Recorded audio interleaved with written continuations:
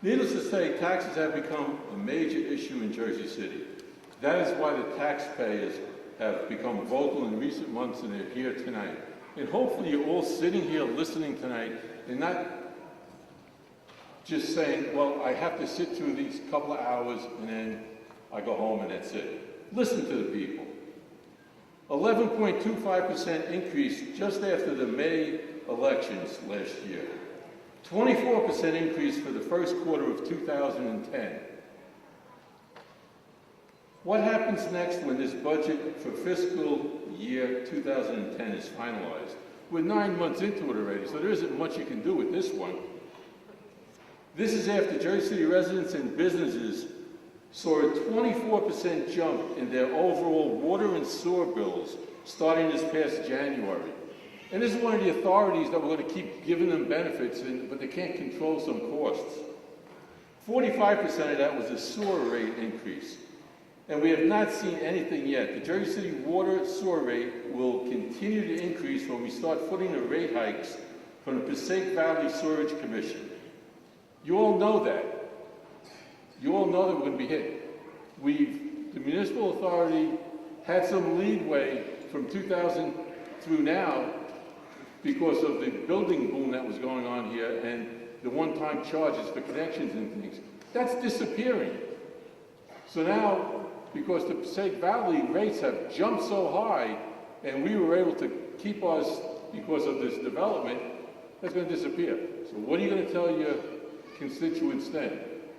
You don't care? But for now, let's get back to the municipal budget. The taxpayers are tired of hearing that the municipal budget cannot be introduced on a timely basis.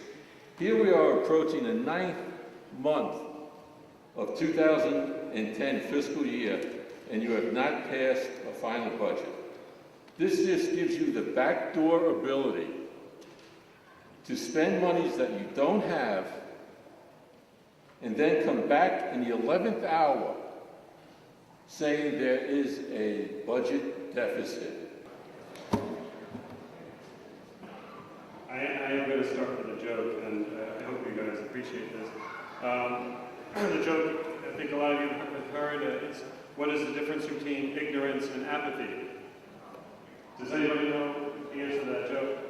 Punchline? I don't know and I don't care. That's the essential problem here. It's not just that the council doesn't care.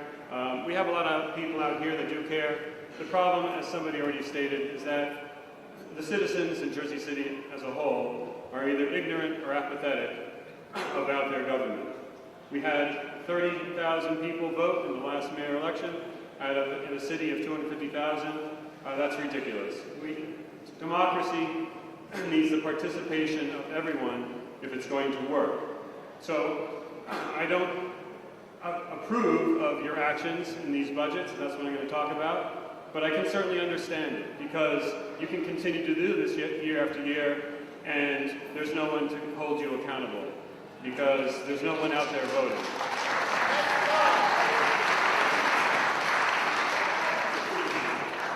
I have voted, but I am not blameless. I haven't voted in any school board election, but I'm going to change that this April.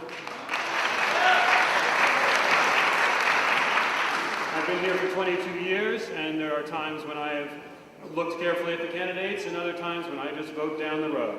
And that is wrong. We need to find the good people. We need to find the people that are going to make a difference and get out the vote and get them in office.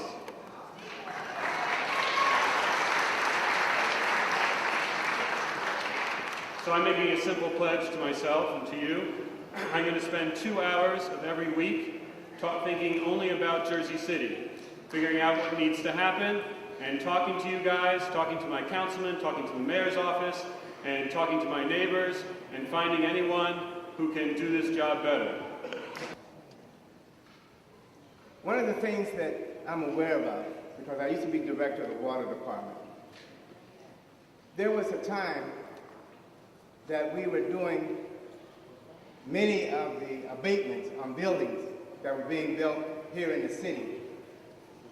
And there was no record being kept as to when these abatements were to start, when these abatements were to end, how much the abatements were supposed to be for.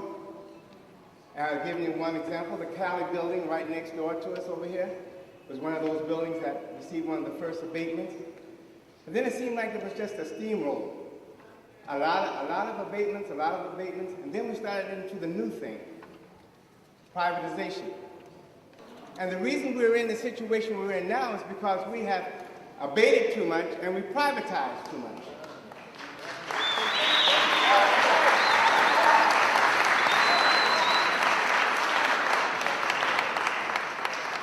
Just to give you a prime example, use myself as an example. When I was director of the water department, when I came in as director, we were raising almost $18 million a year, which part of that was given to the city or used for the city for whatever needs it had to help supplement some of the taxes that had to be paid. When I left the water department, we were already raising $23 million in revenues for the same purpose. But a few years after that, they decided they wanted to privatize the water department. United Water became the owner, you might as well say, because we had a contract, and I don't know what the latest contract says, but there was a contract that said that all the repairs to the water department facilities were to be paid by Jersey City. All the equipment that we had was to be paid for by Jersey City. Everything that it cost money for was Jersey City. What happened to the profit? Has Jersey City made a profit since United Water has taken over? No. We're talking about another increase and another increase with the water. And then we're hooking on with the sewer. I think if we, as council people, would start looking at where we can start adding in income revenues from activities that we can do ourselves. For example, again, the lights, traffic lights here in the city. We used to have our own department that took care of the traffic lights. Now somebody out of town comes in town to fix the traffic lights. Now I'm sure we could provide for families in this community who could work and make money and be able to provide for their families and make this community a stronger one if we did more of our own work instead of privatizing some of it out of the other communities. I've been working as a temporary part-time employee, 20 hours per week, in an hourly salary of $7.25 an hour for the past 2 years.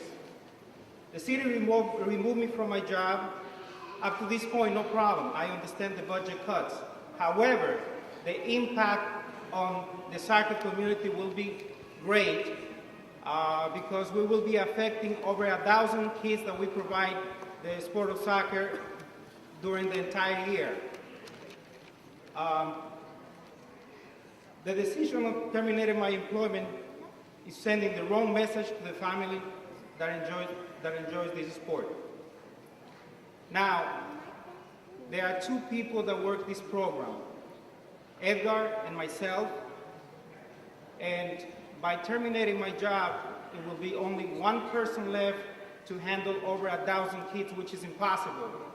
And by doing that, we are sentencing the soccer program to become extinct in the city. Councilman, I'm Raju Patel, President of Jersey City Asian Merchant Association, and behind me a big row of all those merchants, those who are doing business in Jersey City. RAJAU. I'm not here to talk too much about the budget. Maybe it is your compulsion. I do not understand much budget and I will not talk. But I tell you one thing, that when you guys are passing this money for the people, then tell the administration to look within the administration itself. I give you one nice example. One day I went to EDC, Economic Development Corporation of Jersey City. The gentleman, raising his two legs on the table, talked for 45 minutes about his retirement and pension. After that, I call him gentleman because he asked me, is anybody helping you? This is what we are getting for our tax dollars, sir. And if it is there, if this is the situation, I should say, shame on you guys. It is you guys' job.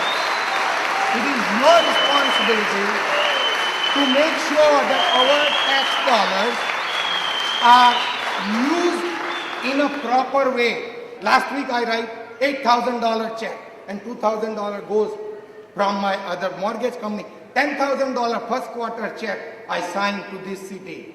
What am I going to get out of that $10,000 that I am signing for this city? Have you guys gone into see some of the services that we are getting? We are treated like piece of, is it a crap word, right word to use it? Then we are treated like that. I went to the police department one time to file a complaint. They throw me out. I have to call some known policeman, and then they took my FIR, first information report. This is not the way we are getting the service for $500 million, sir. It makes us mad. And I feel for these people, I don't blame you guys alone. When the election was come, 12% of Jersey City just voted. The balance of people did not even show up. We're right, you guys have a right to complain.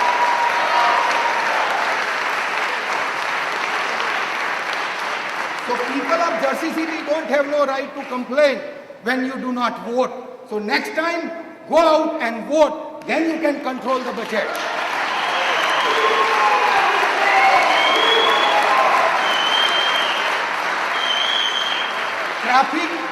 Traffic condition on India Square. We as Indians, and I'm using this word after very much thought, we are used as a cash cow on India Square. The no turn signs come from anywhere. Nobody listens us. Nobody takes us into confidence. No left turn sign, right turn sign comes into place, and there is a policeman or parking authority guys sitting over there, ticketing my people and collecting money for the 13% budget that what we have in this city to support that. My people are persecuted. Right in the front of this council, my people are persecuted, robbed. I do not know where we are supposed to get the justice for our dollar that we are putting in. I don't understand, sir.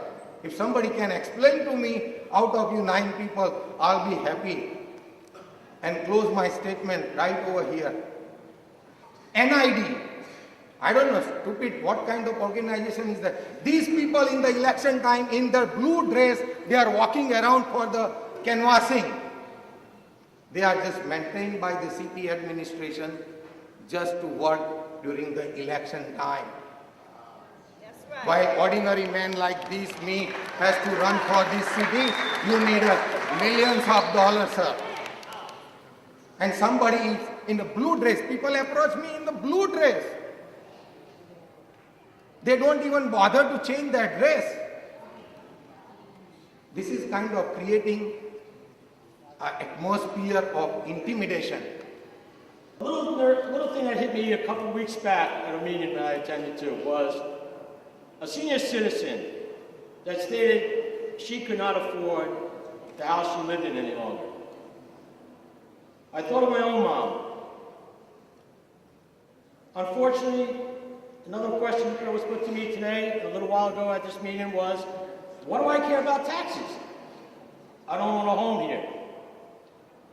True, I don't own a home, but I pay rent. And who's going to suffer these? But I do have family still in the city that do pay taxes, a great deal of taxes. That rent increase comes because my landlord has to get her taxes raised, her water bill raised. It's a shame, 25% roughly on a water bill this past quarter or half a year or whatever. Taxes going up 25%, 11% right after the election, another 25% the first quarter. Who knows what the next quarter will bring? Another 25%? It seems that if we're asked to give more out of our hard-earned paychecks, that we should be getting more bang for the buck, not less bang for more taxes. Healy has raised taxes several times. Is this something new? Is this a big shock to the system? This is just business as usual. What bothers me about this is the lack of empathy that this council shows the public, us.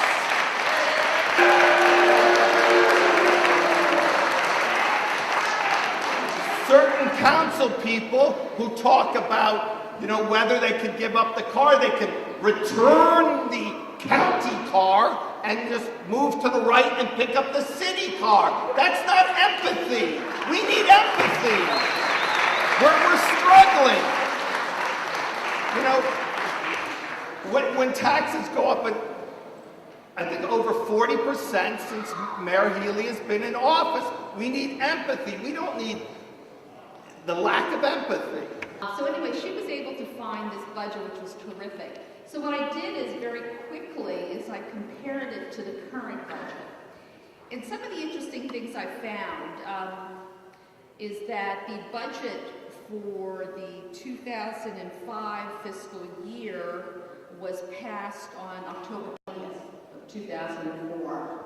We're into February, which we've been February, April, March for years. I found out that the due date for fiscal year municipalities such as Jersey City is September 1st. So obviously we have never met that, but we seem to be getting worse and worse. But some of the information I found was pretty astounding. Like for instance, I'm glad to see that the parking lot tax went up. That went up a good 1.4, and I'm sure that was because of the audit that I heard about the auditors that were assigned to look at the parking lots. I'm sure Peter Monco contributed some of that money, which is good. But what I also found is the municipal court went from $11,409,000 down to $9,540,800, which is a 20% decrease. I'm saying to myself, how could that possibly be? Especially now after that whole scandal about some of the judges fixing tickets, what have you. It should be up. We should be down, so we're down 20%. So to me it says, hey, we got another problem here. There really should be audited, just like the parking lot revenue hadn't been audited for years and finally did.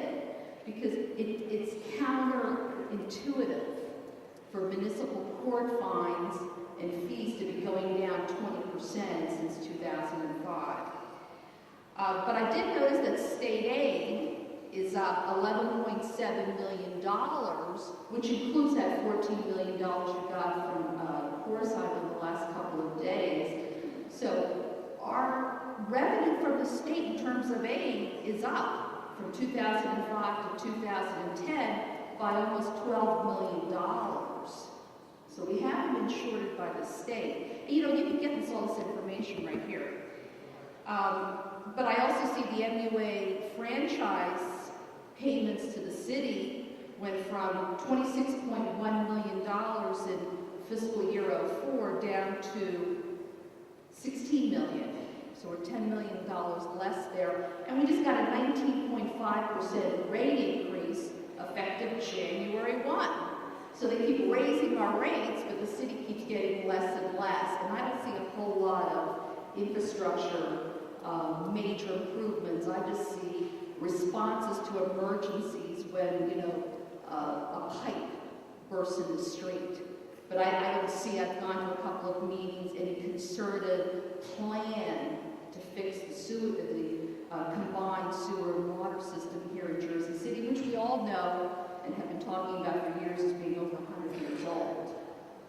Now, the amount to be raised by taxation, that was really startling. For fiscal year 05, it was $114.8 million. Okay? We are going, in this budget, $202.7 million. That's 76% increase in 5 years that you're trying to gouge out of the taxpayers.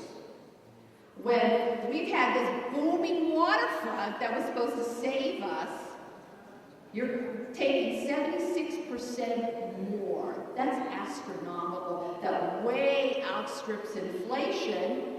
And like I said, we're $11.7 million ahead on state aid. You know, so then you start looking at the expense items. Okay. I see that there's a new department, Senior Citizen Affairs, which I didn't find in 2005 unless it was buried in another department. That's $573,000.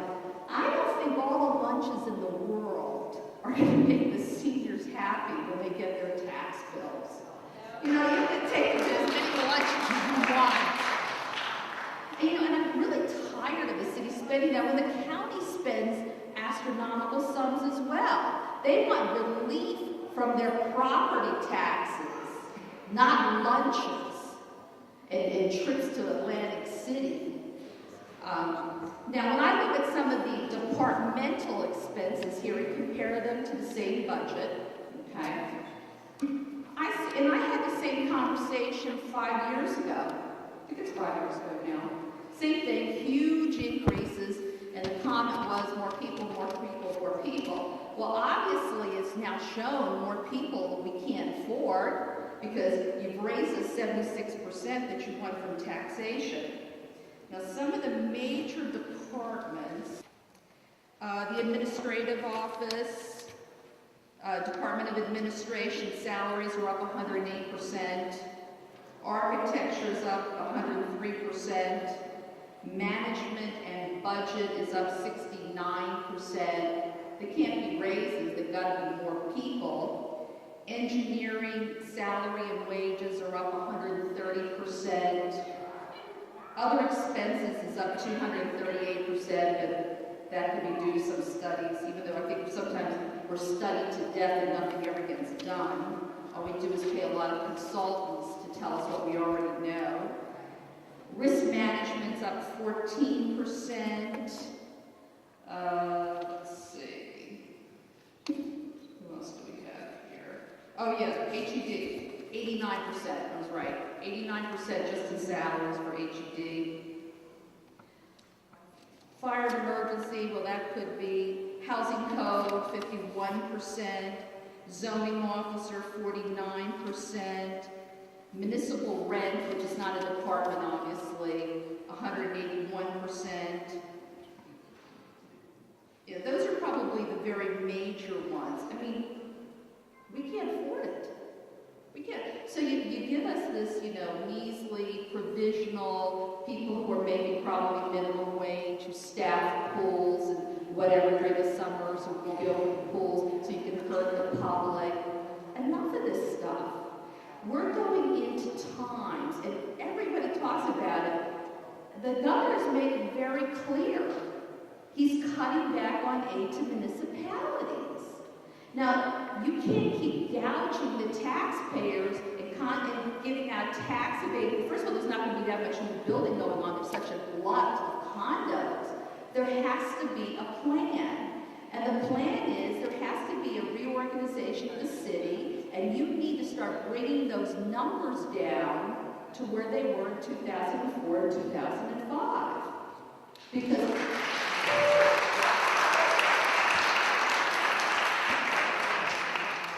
that's what people can afford. And as they see their housing values go down to values of 2003 and whatever, I mean, I'm astounded by some of the housing numbers I see when I get a Whiker, email, and I click on it and I look and I say, oh my God, nice little house, Greenville, $129,000. It's like, whoa, I mean, that's probably like a 1995 price.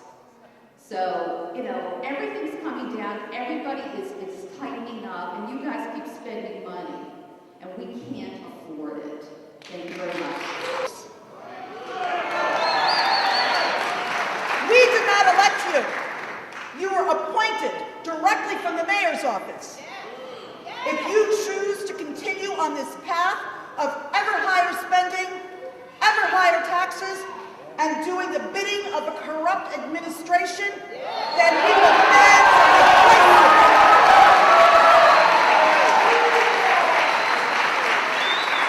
It is evident that your marauding of this city is never ending, and so we are left with no other recourse but to defend our homes and our future. We are united, and will work as one to dismantle the beast before us, limb by limb, door by door, ward by ward, by taking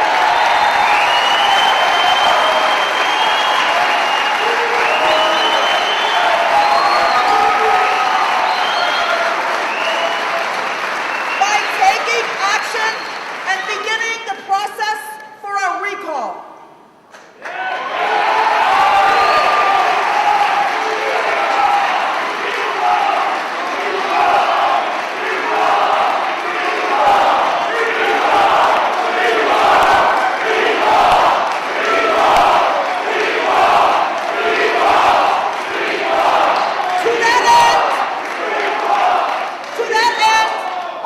A political action committee has been formed to help us finance our actions going forward. And we will continue to fight on every front. We will keep coming here and knocking on your door.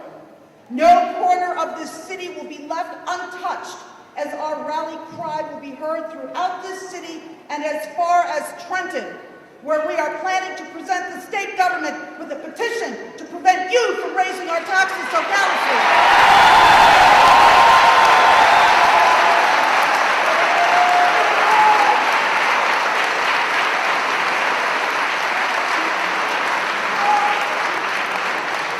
Our silence has ended. This is a message to you and your handler. We demand that any notion of a tax increase is eliminated and will accept nothing less. To those who once felt alone, defenseless, or afraid in this political jungle, and to the City Council, I tell you that we will fight to free ourselves from this tyranny. As one of our founding fathers stated, if the representatives of the people betray their constituents, there is then no recourse left but in the exertion of the original right of self-defense, which is paramount to all positive forms of government. And we have been betrayed, and we will defend ourselves. We will have liberty and no new taxes. No